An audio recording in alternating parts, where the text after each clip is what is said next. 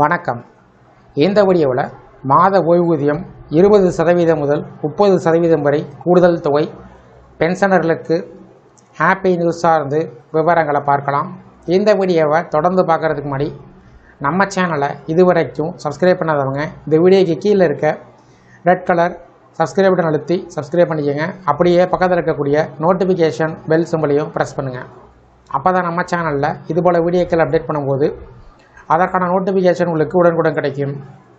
மத்திய மற்றும் மாநில அரசு அலுவலகத்தில் பணிபுரியக்கூடிய ஊழியர்கள் மற்றும் முன்னாள் அரசு ஊழியர்கள் ஓய்வூதியர்கள் பயன்பெறக்கூடிய வகையில் அகவலைப்படி டிஏ, அகவலை நிவாரணம் டிஆர் மாற்றம், அகவலைப்படி அகவலை நிவாரணம் நிலுவைத் தொகை, 8வது ஊதியக்குழு பற்றிய தகவல்கள், அரசு ஊழியர்கள் ஓய்வூதியர்களுக்கு உயரும் சம்பளம், ஓய்வூதியம் கணக்கீடு பற்றிய அறிவிப்புகள் வெளியிடப்பட்டு வருவது குறிப்பிடத்தக்கது.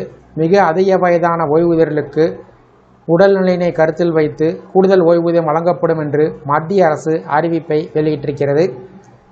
இது சார்ந்து லோக்சபாவில் எழுத்துப்பூர்வமான கேள்வி ஒன்றுக்கு பதிலளித்துள்ள மத்திய இணையமைச்சர் ஜிதேந்திர சிங் கூறியிருப்பதாவது: 6வது மத்திய சம்பள கமிஷன் ஒப்புதலின்படி 80 வயதினை கடந்த ஓய்வூதியர்களுக்கு 20% கூடுதல் ஓய்வூதியமும், 85 வயதை கடந்த ஓய்வூதியர்களுக்கு 30% கூடுதல் ஓய்வூதியமும், 90 வயதை கடந்த ஓய்வூதியர்களுக்கு 40% கூடுதல் ஓய்வூதியமும், 100 வயதை எட்டக்கூடிய ஓய்வூதியர்களுக்கு 100% என்ற அடிப்படையில் கூடுதல் ஓய்வூதியம் வழங்கப்படும்.